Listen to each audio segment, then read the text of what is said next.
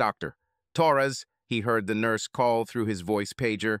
The patient in room 225 is beginning to awaken. Lifting one eyelid after another and shining the light on her eyes, the doctor spoke to her in his usual monotone voice. Mrs. Squaresmore, can you hear me? He checked her pulse and heart rate, then glanced at the monitor. Nurse, she's waking up. Check the contacts in her file and call whoever is listed.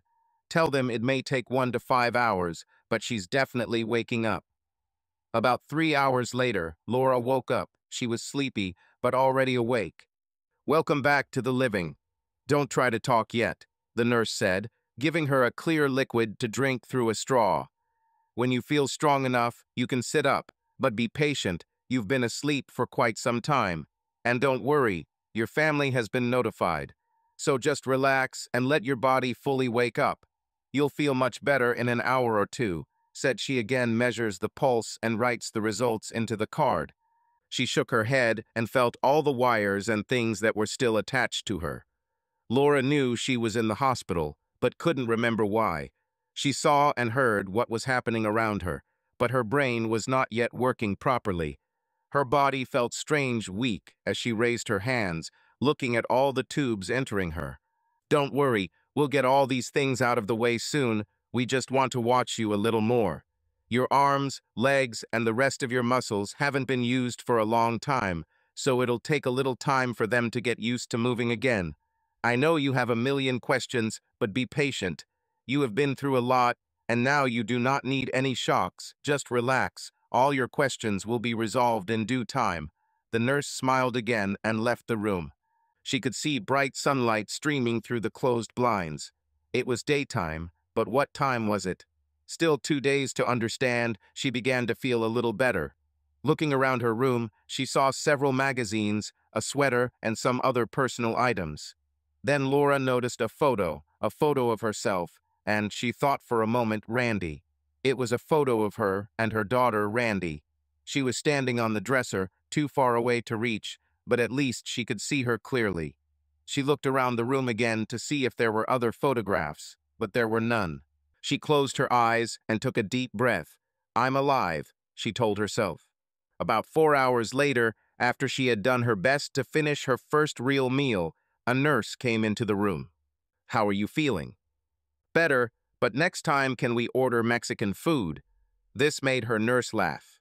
Well, if you've got your appetite back, I think you're strong enough to receive a visitor or two, she said, looking toward the door. There's a young lady standing outside the door who's been waiting here for 3 hours. She's pacing back and forth like a caged animal, and she told me that if I don't let her in here soon, I'm going to need 3 orderlies to restrain her. So if you're ready, I'll let her in, but there was always some kind of but, wasn't there? But if your numbers go up, I'll kick her out. Is that clear? Laura nodded and sat up straighter in bed. She was right. Randy burst through the door. Mom, Mom, she screamed with tears in her eyes. She kissed her mother's face and hugged her. Randy started to cry. I thought we lost you. When they said that you might never wake up, I didn't believe them and said that you would fight. How are you feeling? Are you in pain? Do you need something? Questions rained down one after another while she wiped her eyes with her sleeve and sniffed. You've lost a little weight, Randy said. But don't worry, when you get out of here and start eating real food, you'll gain weight quickly. Mom, it's so great to have you back, she said, hugging her tightly again. The doctor told me that if all goes well, you'll probably be able to get out of here by the end of the weekend. God, you look great, Mom. Randy calmed down a little. She was excited to see her mother awake for the first time in over 6 months. It was a long journey with many difficulties. But now her mother is back, and she will make sure her homecoming is something special. When she noticed that her mother began to get nervous and glance at the door several times, Randy's face changed a little.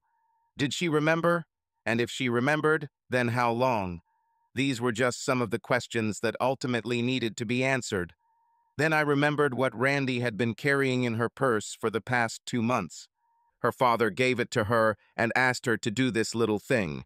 She agreed, but now that her mother was awake, she wasn't sure she could do it. Does everyone know that I have come out of a coma and am ready to receive visitors? Mom, I called everyone on the way here, but I told most of them to wait a day or two so you wouldn't be overwhelmed all at once, so you wouldn't be interrupted all at once. The doctor told me to make sure you stayed calm and threatened to kick me out if I upset you, so I tried my best not to. When her mother looked at her with a strange look, she realized what would happen next. Laura got this distant look on her face. She was trying to remember something. Finally, she asked Randy the question she had been most afraid of since entering her room. Please, please, please, let it be something else, Randy prayed. But no. Mom, he won't come. I called him on the way here, so he knows you woke up, but he said he won't come. Laura looked sad, as if she had expected this, but was hoping for a different answer. Evan said he'll come over tomorrow after work, and Grandma and Grandpa will come over tomorrow night. Your sister Patty is on her way and should be here in about an hour. I told her to give us some time together before she comes. Mom, I'm so sorry, Randy told her and watched as her mother's face fell into sadness. It was all pretty hard for all of us after the accident, but now everything has more or less settled down.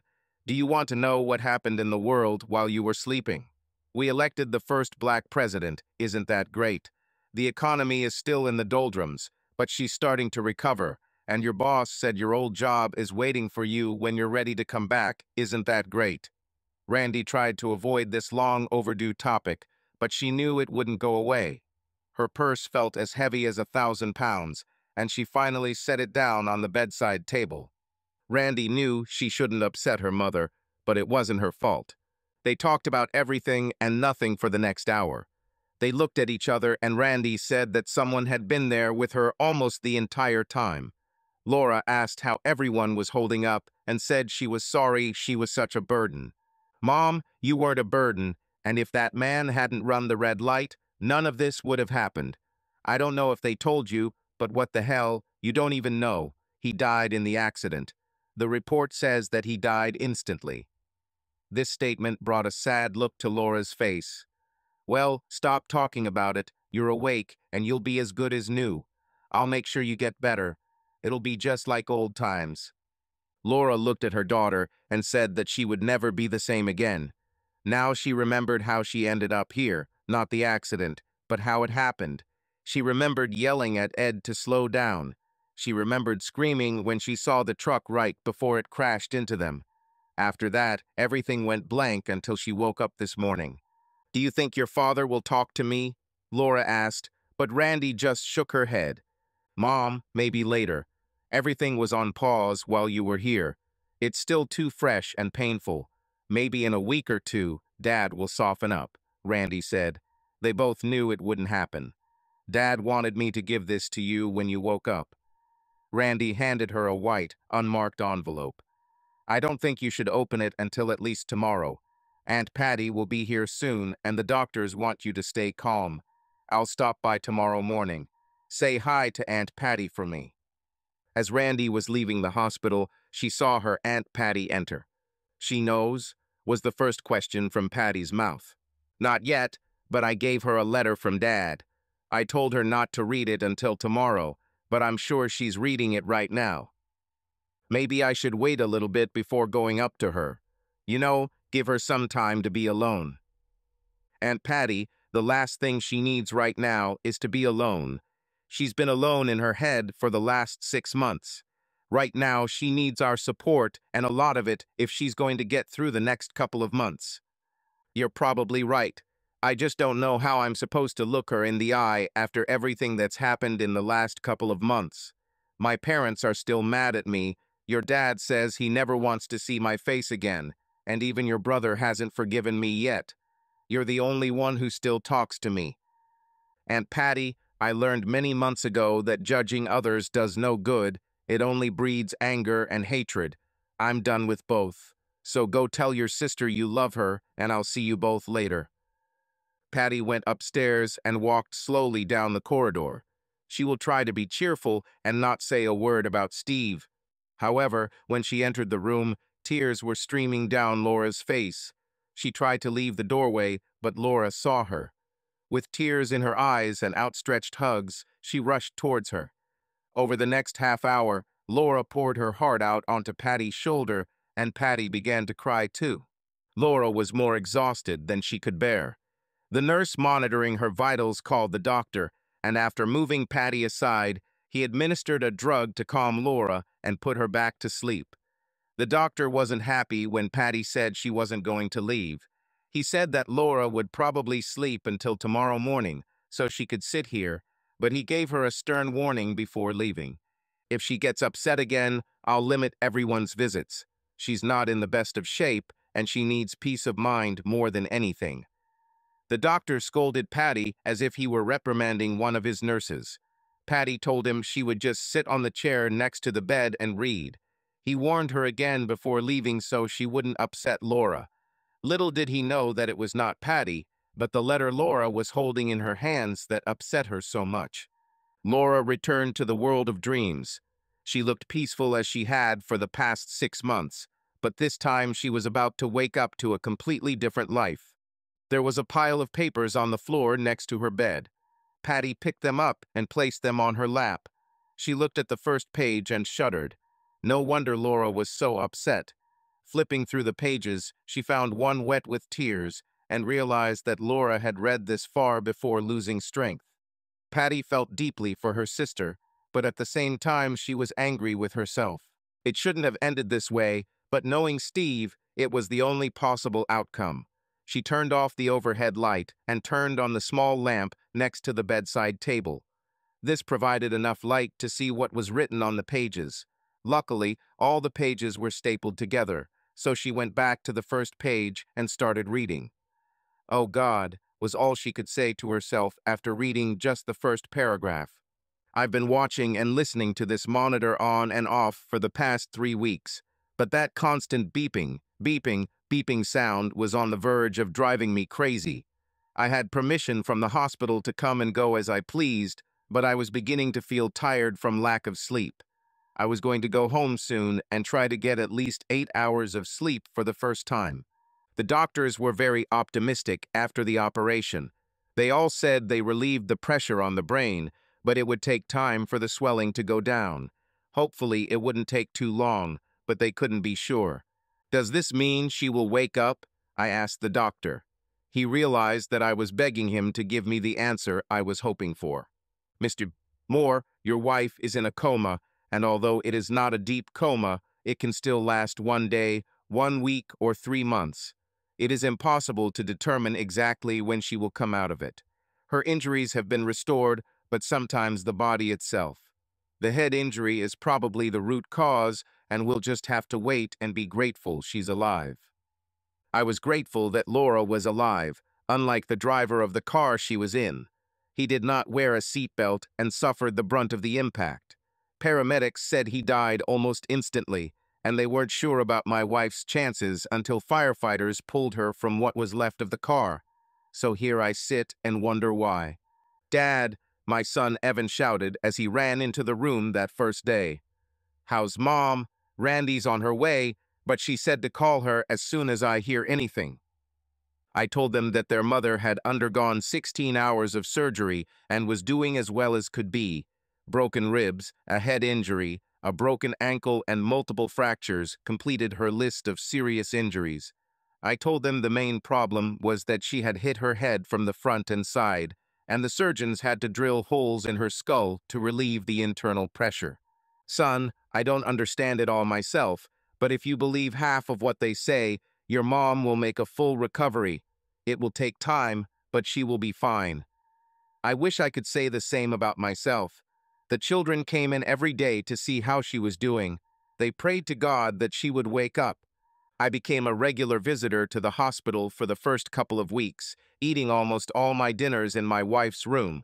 I would stop at McDonald's and get Chinese food or bring a large pizza to share with the nursing staff. Basically, I was just marking the time until she woke up. "How's Laura?" asked my boss, Keith. "She's recovering, and the doctors say she should wake up any moment." I lied about that part. "She's in our prayers," he said, patting me on the shoulder. "If you need more time, just tell me." "Thanks for the offer, but being here at work helps me stay sane and a little distracted. It's the only place where I can not think about everything and feel somewhat normal. Well, if anything happens, just let me know. I thanked him again. Everyone was too kind to me. 5 days after the accident, I was at the police station to get a copy of the accident report. I could have gotten it sooner, but I needed time to collect my thoughts before reading what it said. The police report stated that the Lincoln limousine carrying Laura was traveling at a high rate of speed on Boylston Street. The car ran a red light at the intersection of Boylston and Fifth Avenue. The UPS truck, which had a green light, crashed into the side of the limousine. There were brake marks on the road, but the UPS driver said that by the time he saw the car, it was too late to stop. The driver estimated that the collision occurred at a speed of approximately 25 to 30 miles per hour. The driver of the limousine, Mr. Edward Carver, was pronounced dead at the scene and his body was removed by the medical examiner. I thought for a moment and could not remember this person. I looked at his home address and saw that he lived completely on the other side of town from our house. Later that night, I found on the internet that he was married to a woman named Carol and had an 8-year-old daughter. When I arrived at the hospital after work, I found Randy giving my wife a hand and foot massage. "Dad, I read that physical stimulation can sometimes help a person come out of a coma. Why don't you massage her other arm?" she said, handing me the massage oil. We massaged her for over an hour before we stopped. I plan to do this a couple times a week until she wakes up.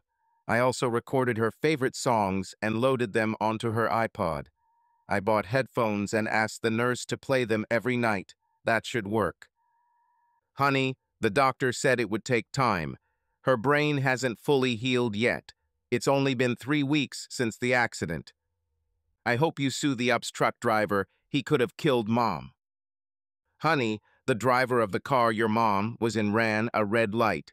It was his fault." "Great, and he's dead. What an idiot. What was he even thinking? Have you contacted his widow yet?" "Randy, she just buried her husband. God, leave the poor woman and her daughter alone to mourn him." "I guess you're right. I'm grateful Mom is still alive. I didn't say anything.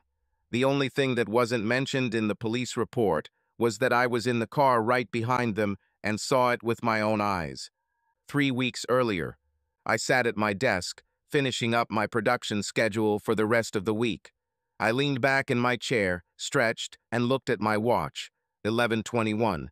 At that moment, an idea came to mind. Why not surprise my wife and invite her to dinner? Yes, it was going to be a boring day as the schedule was set, so I decided to take a couple of hours off and surprise my wife. Laura worked 25 minutes from my office, and I figured that if I left now, I would arrive in time for lunch. I thought about stopping and buying something along the way, but I decided that I would pick her up and she would choose where to eat. "This is going to be so cool," I thought as I weaved through the pre-lunch traffic. I was stuck at one traffic light and was on the verge of calling her, but I held back. I wanted to see her face when I walked in. As they say on TV, priceless. It was 5 minutes past 12 when I turned the corner in front of her building, just in time to see her get into a black Lincoln limousine. "Damn, I'm late," I said, hitting the steering wheel. "She's probably having a business lunch with a supplier." I was kicking myself for not calling and was about to go back to work when I saw this, the kiss. It wasn't a passionate tongue kiss, most likely just a click, but it was a kiss nonetheless. Now I had another reason to be here. They started moving, and I joined the flow right behind them, my brain bombarding me with questions to which I had no answers. I'm probably not the most patient or reserved person in the world, because at the first traffic light, I got out of the car. I ran to the driver's window and tapped the glass with the back of my fist. The driver's puzzled expression was nothing compared to the horror I saw on Laura's face.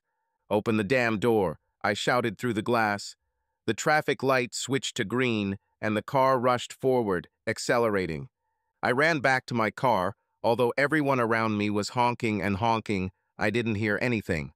I focused on the black Lincoln weaving through the slow lunch traffic ahead. It took me no more than 2 minutes to catch up with them because I was flashing my high beams, trying to get them to stop. That's when he stepped on the gas. I stopped at a red light when he was trying to get through the intersection. Trying, that's the key word. The UPS truck hit their car with a loud thud. He pushed her across the intersection. I saw the initial collision, but both cars immediately disappeared from my field of vision. I just sat there, not believing what was happening. When I came to my senses and got out of the car, I heard the howl of police sirens. Someone was yelling at me to move my damn car. About 30 people had already gathered around the wrecked car and truck. I got back in and parked my car at the curb. I was afraid of what I would find when I approached the car. I pushed my way through the crowd and walked over to Laura's side.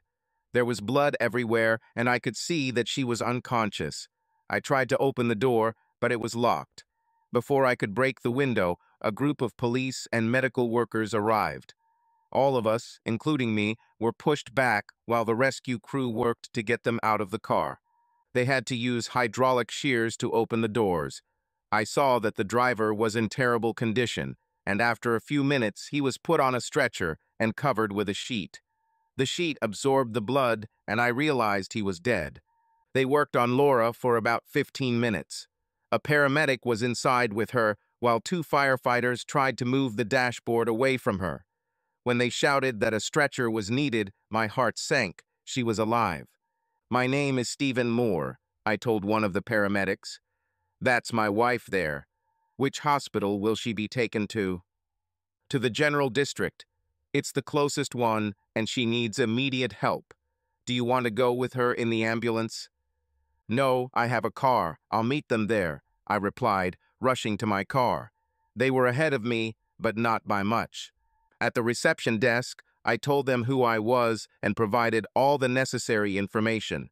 They told me that she had already been taken away for surgery and indicated where I could wait.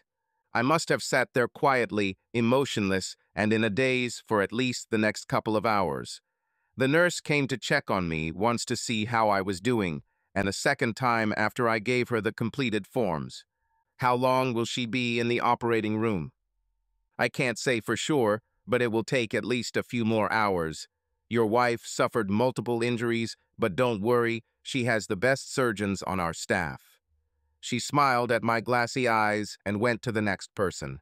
I didn't want to call our kids until I knew something specific, so I waited and waited and waited for the doctor to come out through those damn swinging doors. "Mr. Moore, they just finished," the nurse told me. "The doctor will be out in about 20 minutes to tell you how she's doing." Half an hour later, a doctor in green operating scrubs gave me details of her condition and what I should expect. They were going to keep her sedated because they didn't want her to move. Her head was fixed to prevent her from moving, and then he told me that they had to drill holes in her skull. "Mr. Moore, it's not as bad as it sounds, and your wife came through the surgery well. She's not out of the woods yet, but everything went as expected. We'll know more in about 12 to 24 hours. Go home and rest. There's nothing you can do here." He was right, but I stayed anyway. "Evan, it's Dad," I said into my cell phone. "Mom had an accident." I talked to him while he got dressed and went to me. He said he would call Randy and see me in about 20 minutes or less. "Drive carefully. I don't want to visit 2 people here." He arrived, Randy arrived, and I told them everything I knew. After 3 cups of coffee, I convinced them to go home and rest. I said that I would stay until she left the intensive care unit and was transferred to the ward. "I'll call you if anything changes," I told them. "Go home, get some sleep. There's nothing you can do now anyway." I almost had to physically kick them out. When the doctor told me the next day that Laura had fallen into a coma, I wondered what else could go wrong. However, after the second day, when I heard from others that falling into a coma after such an accident was not uncommon, I wanted to scream. This continued day after day, week after week, without any change in her condition. She was healing, but she was still in that damn coma. I looked at her for hours.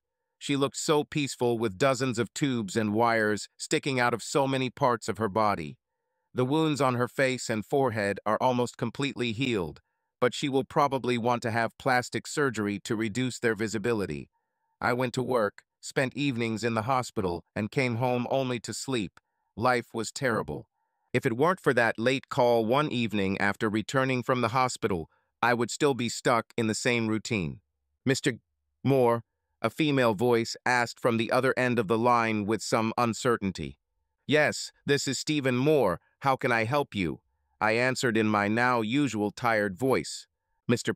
Moore, my name is Carol Carver. My husband is Edward Carver. I stopped her there. Mrs. Carver, I know who you are, and let me take this opportunity to tell you how sorry I am for you and your daughter. Thank you. May I ask you about your wife? She's still in a coma, but the doctors said they expect her to come out of it soon and make a full recovery. Thanks for asking, I replied. Mr. Moore, I need to ask you a sensitive question. I know this may be inappropriate, but I need to ask, she said, her voice shaking but getting louder. Why was your wife in the car with my husband? I froze for a minute. That really is the $10,000 question, I eventually answered. Over the next hour we talked, or rather exchanged bits of information. If, and I emphasize if, they were having an affair, neither of us knew about it. Ed wasn't supposed to be back in town until late that evening. When they called me, I said they had the wrong Edward Carver. My Ed's plane wasn't supposed to land until 9:30 that night. When the police said they confirmed his identity with his driver's license and credit card cards, I lost my composure. I thought about it and thought about telling her that a lot of what happened had to do with me, but she probably would have just hung up. In that case, I would never have known whether the affair was real or whether he was just a close work friend. Carol, what exactly did your husband do? He worked for Canon. He rented copiers and printers for companies in the Southeast. Last I heard, he was finishing up business in Macon, Georgia, and was supposed to be home around 10:45 that evening. I didn't discuss it with him. Boss, since I was still on his health insurance for another 3 months. I can't jeopardize that in any way. Have you checked his emails and text messages on his phone? I got his laptop and cell phone from the impound lot, and although your wife's company is listed there, I didn't find anything unusual. I don't want to believe he cheated on me, but at this point I just want to know for sure. Carol, why don't I look up some information on my own and call you back in a couple of days? Maybe there was something, but to what extent I'm not sure. We exchanged phone numbers, and I began my own investigation. Nothing. I didn't find anything. If they were having an affair, I couldn't find any evidence. The only time we spent apart, other than work, was when she and her sister went out to dinner or shopping together. Sometimes I even joined them, so I knew there was nothing suspicious there. On Friday night, I searched through our bedroom, office, and garage looking for something. I didn't know what exactly I was looking for, just something unusual. No emails, text messages, sexy lingerie I've never seen before, and no undocumented expenses like hotel rooms or anything like that. I didn't find anything, thank God. I even went so far as to go to her work and look at her desk. I used the excuse that I had lost one of Laura's credit cards and needed to find it or report it stolen. As I said, nothing. I talked to Carol and even took her out to lunch to compare notes, but she didn't think it was appropriate given the circumstances, so we just talked on the phone. After about 6 weeks, neither of us could find any connection between the two other than that Ed's company owned a rental copier at Laura's place of work. They probably just went to lunch to discuss renewing the lease, I said, not really believing my words. After all, I saw the kiss. If it had been a kiss on the cheek, like between friends, I would have forgotten about it a long time ago, but this was not the case. It was a kiss on the lips, and it looked like it wasn't the first time. It was too automatic and natural, as if it was expected. You don't believe it any more than I do, Carol said. Carol, neither of us found anything. There are no connections between them. Steve, deep down I know there was something, but you're probably right. Anyway, what difference does it make now? I just wish I could close this chapter. You have your wife, even though she's in a coma, she is still alive. My husband is dead, buried, but not forgotten. Now, when I hear someone say what a good husband and father Ed was, I feel sick because I think he may have cheated me, and it's driving me crazy. I guess it doesn't matter now, but can you do me a favor? If I can. If and when your wife wakes up, please find out for me what really happened. I think it doesn't matter to me or you right now, but these intrusive thoughts will drive me crazy. If he cheated, well, he paid the ultimate price. However, if he didn't cheat, I don't want to feel angry towards him for the rest of my life. Do you understand what I mean? Don't worry, I'll get some information for you because I need it too. This is how life continued for the next few months. I went to work, to the hospital, and finally home to sleep. Day after day, it was possible to set the clock according to my schedule. Then, out of the blue, Carol called. Steve, Ed's work, sent a box with some personal items that I missed, along with some mail that went directly to his work. Among all of this were 2 Visa bills for an account I knew nothing about. Apparently, he rented a room at the Hilton Hotel near the city center once a month. The only problem was that he had to be on a business trip these days. This new information brought me back to reality. Carol, can you give me the last 3 or 4 dates, and I'll try to somehow match them with what we were doing during that time. She gave me the last 4 dates, and I said I would contact her.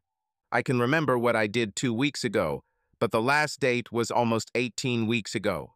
I went home and looked at our kitchen notebook and flipped through the pages behind a bottle of Corona, trying to remember. I could not remember this date, but found that she and her sister went to the restaurant on a previous date. Then I remembered something Carol said. She checked Ed's planner. Everyone at Laura's work wanted to know how she was doing, and the only answer I could give was that she was stable but not changing. This time I knew exactly what I was looking for and found it in her desk drawer, her planner. I took it and went back to the car. On the way home, I stopped for Chinese food because cooking for one was becoming a real challenge. With our kitchen calendar, her work planner, and the dates Carol gave me, I began to compare. Of the 4 dates, Laura went to dinner with her sister on one, and they went shopping together on another. On the other 2 dates, I had no idea what was going on, and they didn't fit into the big picture. I called Carol. I have good news and bad news, I told her. On 2 of the dates you gave me, my wife was with her sister, but I couldn't find anything on the other 2. Are you sure she was really with her sister? Now Carol has opened a new can of worms. I guess I can't guarantee this 100%, but they did date each other over the years. Steve, that's not what I'm asking, and you know it. Could her sister lie for her if Laura was having an affair? Damn, why won't this all go away? I can't know that for sure. I know her sister well enough, but I don't know if she would lie for her or not. Steve, I know I'm getting annoying, but I'm trying to find some kind of explanation for my marriage and what was once my wonderful life. I can't tell you what to do next, that's up to you, but I would definitely like to know if this happened to me. Call me if you find anything. I wanted it all to just disappear and die, but Carol wouldn't let it go away. However, the next step would be extremely difficult and could radically change my life. 3 bottles of Corona gave me just enough courage without making my brain too dull. I thought about doing it face to face, but immediately dismissed the idea. I didn't want Laura's sister Patty to see the look on my face when I hooked her and was ready to throw. I gulped when I heard her answer her cell phone. I forgot that she would see who was calling. Steve, did something happen? I forgot that she sees who is calling. Not with Laura, there's no change, and the doctor said she could come out of it any day. Of course, that's what they've been telling me every day for months. What can I do for you tonight? I released all the tension from my line and prepared to cast the hook. I know about Laura and Ed. I stopped at this statement and waited for her reaction. Who is Ed? And what's wrong with Laura? Steve, I don't know what you're talking about, was her cautious answer. I guess you know, Patty, since you were her alibi all those times. How could you? I felt the hook pierce deep into her flesh. Steve, you're wrong. Laura would never. I interrupted her. Ed's wife has hotel receipts, and on each of these dates, my beloved wife conveniently spent time either dining or shopping with you. If it weren't for the cameras in the hotel, I would never have believed it, even myself.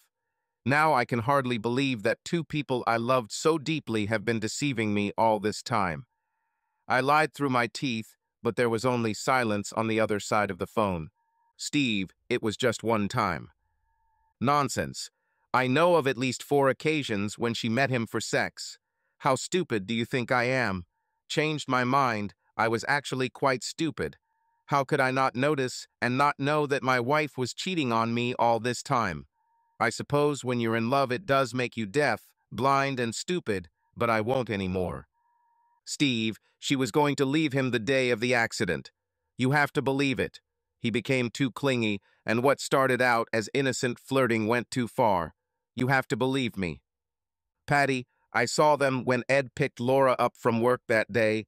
I watched her get into his damn car and kiss him like she was meeting her long-lost love, damn it.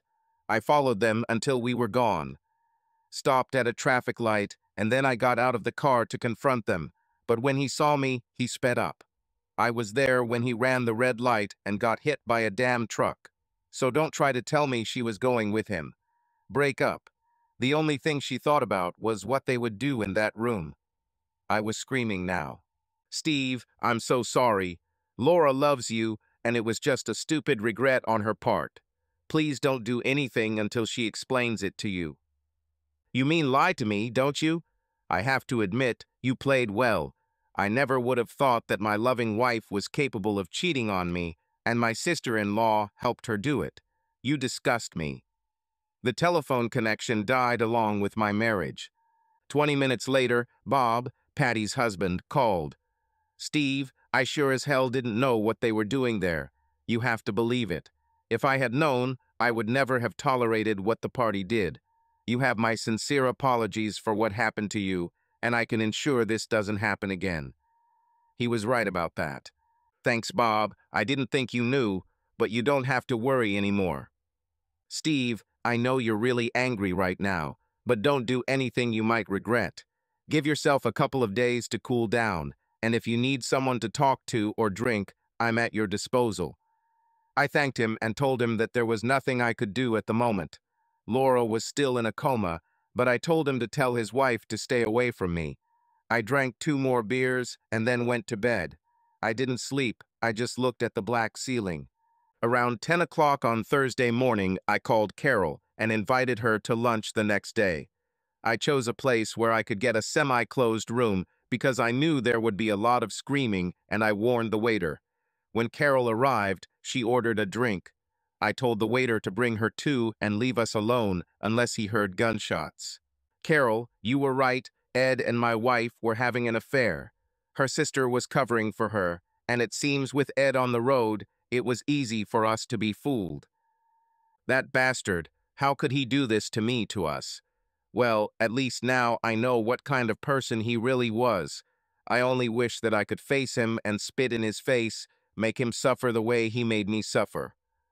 Carol, there's something else I haven't told you, and I want you to listen to me completely before you speak. I don't know how to say it any easier, so I'll just say it. I looked at her one more time before starting.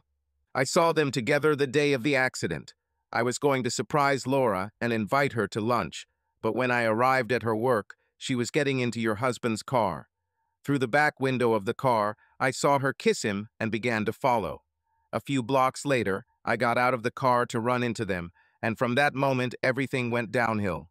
Your husband saw me and sped up, and my wife was freaking out in the front seat. I stopped at the traffic light. They passed. I saw the UPS truck hit them, and I saw the firefighters get your husband out of the car. I'm so sorry I was indirectly involved in the accident, but I never wanted that. She started screaming at me and crying at the same time. Why didn't you tell me about this months ago? You knew they were deceiving us, and you didn't say anything. Carol, all I saw was one kiss, that's all. But she continued to attack me, saying that I killed her husband and it was my fault. Carol, fuck off. I didn't give your husband permission to sleep with my wife, and I certainly didn't put his foot on the gas and make him run a red light. I was trying to figure out what the hell was going on, and if this was what, I thought I'd stop it right there. I was shaking. I was so angry at Carol, at Laura, at Ed, at everyone, for everything. But your wife is still alive, and my husband is dead. You can get answers and find comfort. What about me? I'll just have to wonder why he did it. She continued to cry. I walked around the table and tried to console her. She tried to push me away, but I insisted. I know you don't want to hear this, but in a way you're in a winning position. Now you can move on. Find someone else, get married again, and never see him again. But because of the kids, I'll have to see the face of my cheating wife and constantly remember what we had and what we lost. I can find out the reason, but what will it change? My marriage is over, and I will have to grieve just like you. We ordered and ate lunch, for that matter, for a different reason since we were already here.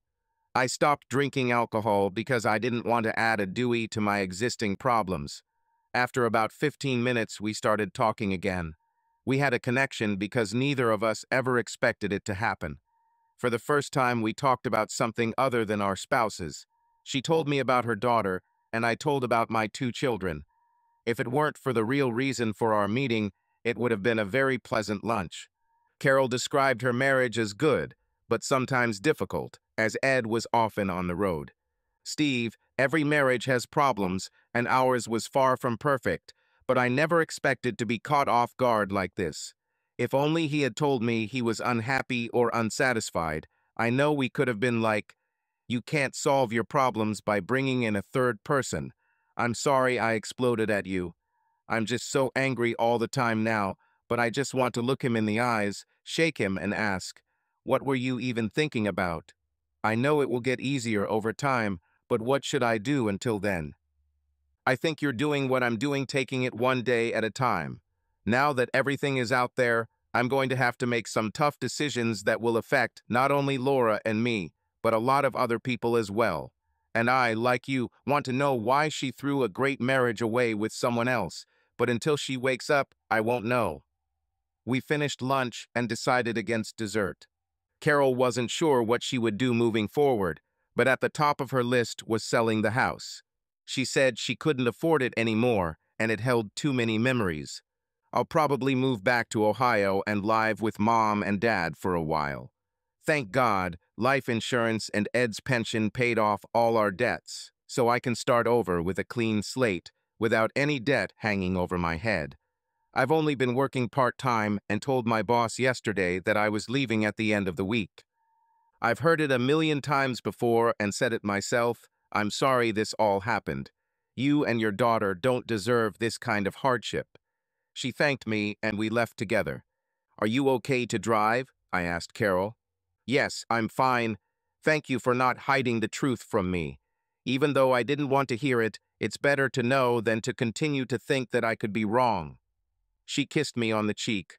Don't get lost and good luck with your wife, she said as she got into the car and drove away. I'll need more than just luck when it comes to Laura. For the next 3 days, after work, I came home, ate dinner, and had a few beers, starting to formulate a plan. When Randy called me on the 4th day and asked if something was wrong, I said I was looking into the problem. On Wednesday evening, when I didn't show up at the hospital, Randy and Evan came to see me. "Okay, Dad, what's going on? You haven't been to Mom for almost a week. Is there something you're not telling us about?" Randy asked, looking scared of what I might tell her. "Dad, we're not kids anymore," Evan added. "I wasn't going to bring it up right now, but I thought, what the hell, it's going to come out eventually anyway. Kids, there's something. I didn't want to tell you this yet, but..." I started to explain as Randy began to cry. "She's dying, isn't she? That's why you weren't there. When did you find out? Why didn't you tell us?" she said as the tears started flowing. "Calm down. Your mother is not dying. Where did all this come from?" I asked. "Well, you haven't been with her all week, and I just thought that since you told me you were dealing with the problem, it had to do with Mom." "Kids, I think you should sit down because what I'm about to say may require a stiff drink." They both refused and told me to continue. I looked them both in the eyes and began. "Your mom has been cheating on me for quite some time. She was with him when she had that accident. Randy was shocked by the thought. No, that's impossible. Mom would never cheat on you. She loves you too much. Look, I thought so too, but I was following her and her lover in my car when they got into that accident. They just looked at me like I was crazy. I spent the next hour sharing everything Carol and I had learned. From the moment I approached them at work to my conversations with Patty, they were shocked, just like I was a few weeks ago. Dad, there must be some mistake. You know, Mom, she would never do what you're suggesting. Randy defended her mother, hoping I was wrong. Evan wasn't so nice. Dad, she may be my mom, but I can't justify what she did to you. And Aunt Patty, she's just as guilty as Mom. I hope I don't see her until I cool down, otherwise I'll lose control. And told her what I really thought about her. I wonder if she cheated on Uncle Bob. Questions rained down from all sides. Kids, the only thing I can tell you for sure is that I'm done with your mom. I can't divorce her right now because she's on my health insurance, but I don't consider her my wife anymore. I'll start filling out the paperwork, but I won't submit it until she comes out of her coma. Dad, don't do anything until you talk to Mom. I know things look bad right now, but maybe there's some other explanation, Randy begged me. You mean they just rented a room at the Hilton to talk and play board games? I didn't mean to offend my daughter, but damn it, we all know what she was doing there. I told her I would take it slow. This calmed her down a little. I was glad they left. I didn't want to have this conversation, but I'm glad everyone knows now. What I didn't expect was when Evan got into an argument with Laura's parents on his next hospital visit. They noticed that I no longer came to see their daughter. Then he told them the whole dirty truth, without leaving out a single detail. I heard they were shocked. One of the nurses had to tell them to lower their voice when Evan called Laura a fucking cheater, and her father objected to that. My daughter is not like that, her grandfather shouted back at Evan. Steve must have done something. Grandfather, my father never did anything to my mother. He always treated her like a loving wife. Why she decided to take a lover is a mystery, but I will never forgive her for what she did to my father and our family. Things seemed to go downhill from there. Patty sent me an email trying to explain the who, what, and why, but after reading it, I simply replied that I never wanted to talk to her again and deleted it. How stupid did she think I was? So from that night, I began to build a new life. I didn't try too hard to tell anyone about my problems, but when my boss kept asking how Laura was doing, I pulled him aside and gave him the short version. If he sympathized with me before, now he sympathized with me twice as much. Everyone I told felt sorry for me, but I began to come to terms with it. I was going to share everything. I understood, however, that if she died, it would be even more difficult to resolve everything, so I decided to wait. The only thing I did one weekend was write a letter to Laura. I expressed all my feelings, including my pain, and asked Randy's daughter to tell his mother if and when she came out of her coma. I had already stopped going to the hospital, and Evan rarely came there either, at Randy's insistence. Randy thought it would be best if I gave Laura the letter myself, but when I said I never wanted to see her again, she finally agreed. Soon after, Laura woke up. Now that Laura was back asleep, Patty began to read the letter Steve had written to her. Laura, if you're reading this, it means you've finally come out of your coma, which, unfortunately, I can't say I'm glad about.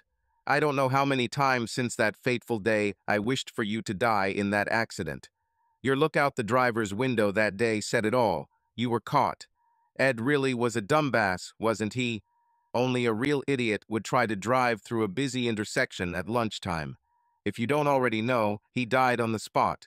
It's just a shame I couldn't reshape his face properly, but the UPS truck beat me to it. Patty and I had a serious talk, and as you can imagine, she is no longer one of my favorites.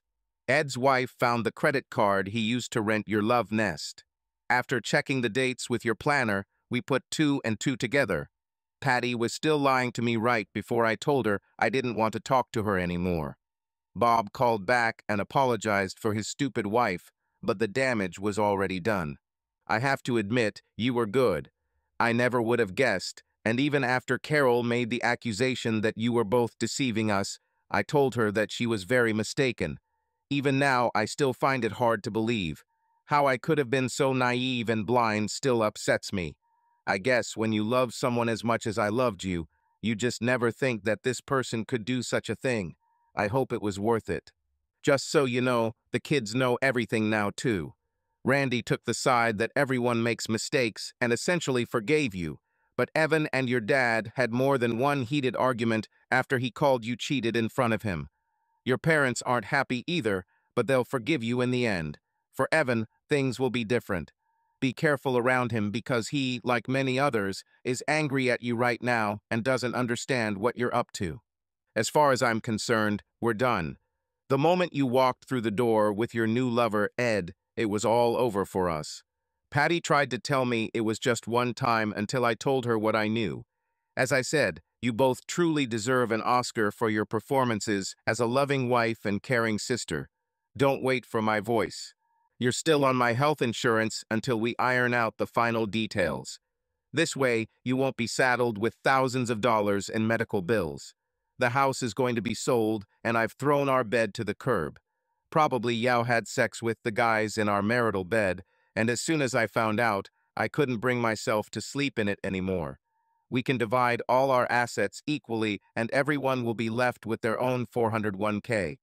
I strongly advise you not to create problems or contest this divorce, otherwise I will drag your name through the mud. I will tell everyone what you really are. No one at your job knows anything yet, and your job is waiting for you when you get better. As for me, I never want to see your face again. I don't want to talk to you or have you write to me anymore. At first I wanted to know why. Why did you do this? It was me or something I did or didn't do, but then I thought, to hell with it. I finally realized that it doesn't matter why, just that you did it. If you wanted to leave so badly, I would be sorry, but I would let you go. Now all I want is for you to just disappear from my life. I know there will be some problems in the next couple of months, but I will send you the name of my lawyer when I find him so you can contact him and not me. Like I said, I was waiting for you to wake up or die, whichever came first, before I started doing this. So as a goodbye, I hope you have a miserable fucking life, and when you look in the mirror and see all those damn scars, you feel a burning pain for what you lost. I'm not going to hold myself to high standards because you certainly didn't. I'm angry, bitter, and like I said before, I wish you had died in that damn accident. He didn't even sign it. Patty didn't blink once the entire time she read the letter. Steve had described everything quite accurately, and although she knew the intimate details of Laura's affair, she would never share them with anyone else. She believed that if blood cannot be trusted, who can you trust? But Laura didn't read the letter to the end, and Patty didn't know how she would react when he finally finished reading. Patty was worried about Laura. Patty also knew that Steve had no chance of taking her back. Well, at least she'll still have a job when she gets out of the hospital. She told Laura more than once that she was playing with fire, but Laura insisted that Steve would never know. She fully admitted that the sex wasn't nearly as good as it had been with Steve, but their sex life had become boring, and she needed to spice things up a bit. However, as it turned out, it was not the heat, but rather the acidity. Laura told her that she was going to end the relationship because Ed was becoming too pushy and demanding more and more time with her. He was no longer content with just casual meetings on the side. Now he wanted dinners and evenings with her. It was now common knowledge, at least in their family, that she had cheated on Steve, and Patty only hoped that their parents and Evan would eventually forgive her. After all, a family is still a family after all. When Laura woke up, she was sure that it was all one of those crazy dreams caused by medications. She has flickered in and out of consciousness for the past 36 hours. When she noticed Patty sleeping in the chair next to her bed, she felt relieved to see someone with whom she had shared so much of her life. Laura touched Patty's shoulder and saw her flinch and then look at her. "How do you feel?" asked Patty. "Much better. Have you been here all night?" "Yes, I fell asleep a little after 10 in the evening. Forget about me. How are you feeling?" "I needed that sleep. I had the craziest dreams. Luckily, they were just nightmares. Then she saw the letter on Patty's lap. "Oh, damn, it wasn't a dream," she said, starting to cry again. "Laura, look at me," Patty told her calmly. "If you don't calm down, they'll calm you down again. Do you understand?" Laura nodded. "What you need to understand is that Steve knows everything. Even though you were careful, you left marks on paper, and now everyone knows. He doesn't want you back, and was waiting for a divorce until you woke up." "Patty, maybe there's a chance. If I could just talk to him, I could make him understand that it was just a stupid hookup and just sex. Maybe he'll give me another chance. Could you talk with him?" "Laura, I'm one of the last people he'd want to talk to. Remember, you used me as an alibi. Hell, it took me weeks for my husband to forgive me after he found out what I did. Bob thought that I'm cheating on him too. No, the only one you have a chance with is Randy. She forgave us both, and she kept Steve informed of your condition. Steve might listen to her, but I really doubt it. I told you. What will happen if he finds out?" I know, but it was so tempting and exciting in the beginning, then it just became something I did when Ed was in town. Feeling like a young girl at school again, this time I was going to go like this away as he asked. I know it was stupid, and I let the situation get out of control, but I never thought I would get caught. I never felt love for Ed, and I never loved Steve less. Laura, that was the problem, you didn't think. She was right. Over the next 2 days, Laura was poked, tested, and examined. Everything was normal or normal enough for her to be discharged. She will need additional surgery on her right arm and lower left leg to remove small bone fragments, but this could be done at any time in the future. Randy was with her every step of the way and prepared the bedroom in her apartment in anticipation of her mother. "I took most of your clothes from the house, and Dad left your car with me a couple of days ago. He paid for the insurance until the end of the year. Dad is leaving town in a week or so and said you could come into the house and take everything. Whatever you want. He said he wants to put it up for sale as soon as everything is cleared out. I have a bunch of cards at home for you from, I think, everyone you know. After a week, I told everyone to stop sending flowers. Your room started to look like it. To the flower shop tomorrow morning, I'll pick you up. Evan has a van. It will be easier to get in and out than my little car. Get some rest tonight. We have a big day tomorrow." With that, Randy left, at least for the time being. Laura spent her last night in the hospital thinking about what she had done and trying to figure out a way to bring Steve back, if possible, or at least get him to talk to her. Maybe after a good night's sleep, she could come up with a plan.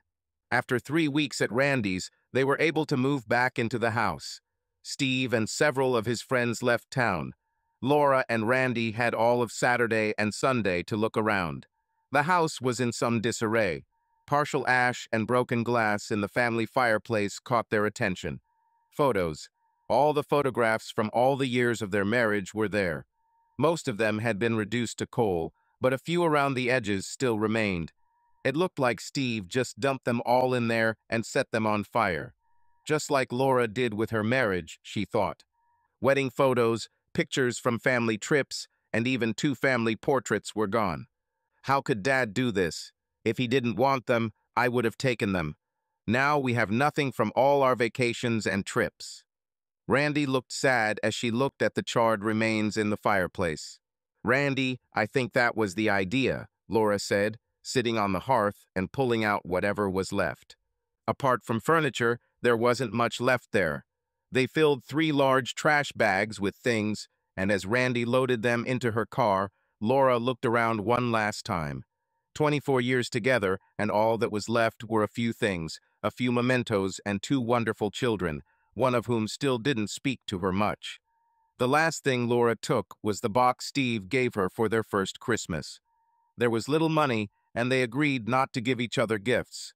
But apparently, he saw the way she was looking at her in the store and somehow found the money. It was the first thing they put up on holidays and the last thing they took away. She was quite surprised that he didn't burn her too. Since it was old, it would have burned like a match.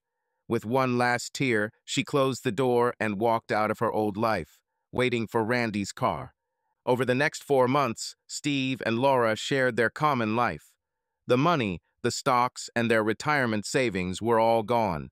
When the house was sold, they split the profits and he filed the papers. Now they were completely separated, so there was nothing to argue about. Laura tried to see him before it became final, but Randy said it wasn't important to him. He bought a 2-room apartment near the center and moved there without her. Evan eventually came to his senses, but they never became as close as before. A year after the divorce became official, Randy and her boyfriend got engaged, and Laura found a small studio apartment in the city's historic district. She returned to work, and although she had no serious financial problems, the wedding promised to cost more than she could afford on her own. They had dinner on Sunday, Evan, his wife Kate, Randy, her fiancé Dan, and Laura. They discussed the wedding and went through many lists. "Here," Evan said, pushing the envelope towards Randy and her mother. "Dad wanted me to give this to you. He said it would make things easier for you." Randy opened the envelope and took out the check. It was a check for $20,000. The short message attached read, "My girl deserves the wedding of her dreams." Randy and Steve had barely spoken for the last 15 months. They had several arguments, and he told her that if her mother was at the wedding, he would not come.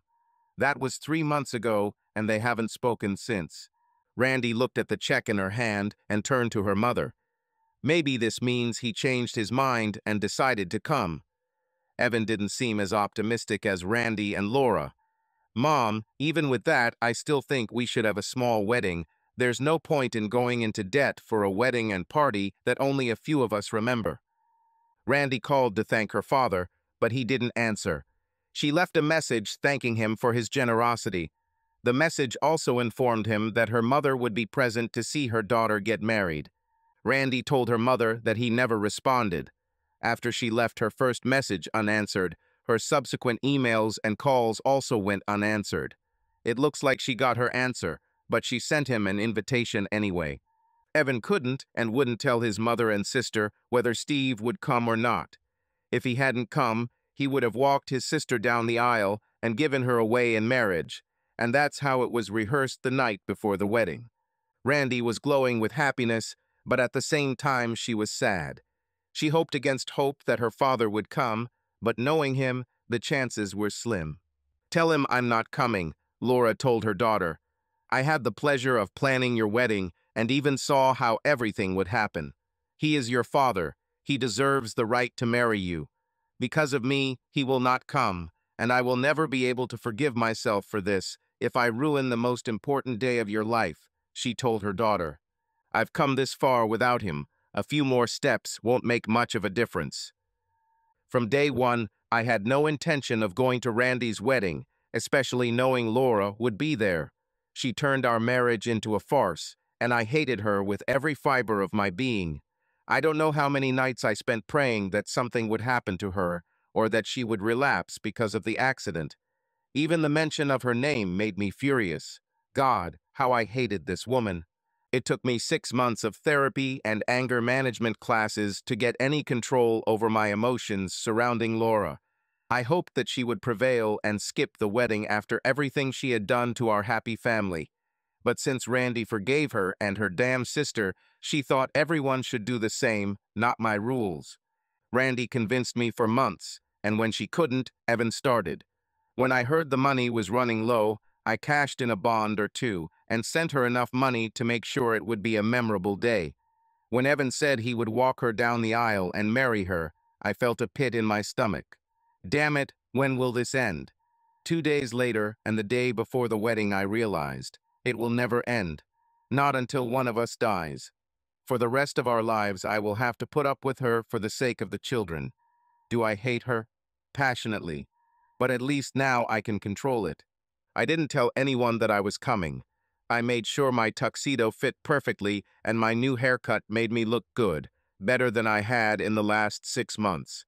I parked the car and crept to the back of the church where Evan was waiting. "Jesus Christ, Dad, you did it. I'll go tell Randy." "You won't do anything like that. I want it to be my surprise and a pre-wedding gift for her." "You know Mommy is here, don't you?" "I'm aware. Why don't you go and sit next to her and I'll join you after I give up our little girl." He hugged me and said he was glad I came. Randy looked gorgeous, and my heart lit up when I looked at her. It took her a minute or two to notice me while she was looking for her brother. "Dad!" she screamed and threw herself into my open arms, kissing me. "Did you really think I'd miss my daughter's wedding? What kind of father would I be?" Now she had everything.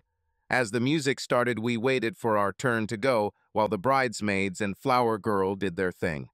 "Ready for this?" "Dad, I've been ready for this for a long time." "Well, let's begin the next chapter of your life." With her hand in mine, we walked proudly down the aisle. None of the guests knew that I had no intention of coming, but the people in the front rows were shocked by my presence, including the groom. However, everyone was smiling as we walked down the aisle. I handed my daughter's hand to Dan, whispered something in his ear, smiled, and sat down next to my son on the first bench. Laura looked at me, smiled, and said, "Thank you," then went back to watching the two newlyweds. Within 20 minutes, it was all over. They were introduced as Mr. Tussin and Mrs. Dan and Randy Cooper, and walked down the aisle as husband and wife. We headed to the place for congratulations. I greeted our guests and thanked them for coming. From time to time, I saw Laura looking in my direction. When our eyes met, she quickly looked away. The celebration passed without incident. The food was good, the music was a little loud for my taste, but I danced with my daughter twice, and even with her new mother-in-law once. She said she was glad I finally pulled my head out of my ass, her words, not mine. It was about 11 at night when Laura came up behind me. I was just looking at the dancing people and, apparently, remembering when I heard her voice behind me. "Thanks for coming. It meant a lot to Randy." I decided I had to do it, especially after I've given her so much trouble the last 2 years. Plus, I love a good party, especially when I'm paying for it. "Just so you know, it was me, not you. You were everything I could have asked for. I'm just sorry I realized it too late. It's all in the past. We can't change what's already been done, so I moved on with my life and don't hate you anymore." I lied when I said this, but I did it to be polite. "Maybe we could have lunch and talk sometime. You never gave me a chance to explain myself." I had to make every effort not to rip her head off right there. What did she think? We'll be friends now. Maybe, but not anytime soon. Besides, I'm dating someone and I don't think it would be appropriate. The second lie I told myself. With these words, I went to look for Evan. I thanked Evan for all the help he had given his sister, kissed his wife, and told her not to let him drink too much. She smiled and said that they had booked a hotel room. I found Randy and Dan and told them I was leaving. "Dad, I love you so much. I saw you talking to Mom. I'm glad you finally made up." I smiled through gritted teeth and told her to have an exciting and fun honeymoon before handing them $100 bills. A little extra money to spend, I told them. 2 minutes later, I was at the door and heading to my car. I'm glad I decided to come, especially after confronting my ex-wife and dealing with myself like a real adult. I've come a long way, and this evening I finally closed the final chapter of our marriage. For the first time, I felt at peace with myself. In the limousine, heading to the airport, a happy Randy exchanged kisses and caresses with her new husband. She was still smiling at how well everything had gone, especially with her parents. She felt quite proud that she had played a big role in getting them to at least be in the same room. "It was really great, wasn't it?" she asked Dan, kissing him deeply, looking into his eyes. "By the way, what did Dad whisper to you on the altar when he handed my hand to you?" she asked Dan while sipping champagne. Dan looked thoughtful. "He said if I ever hurt you, he'll chase me like a dog, kill me, and eat my damn heart." "Well, I think you better listen to his words. I don't think my dad ever forgets anything," the very smart Randy wisely advised. End. Subscribe to our channel so that your love doesn't cheat on you, and go ahead and listen to the next story, because this story is nothing compared to the next one. If you're under 18, don't even think click to the next one.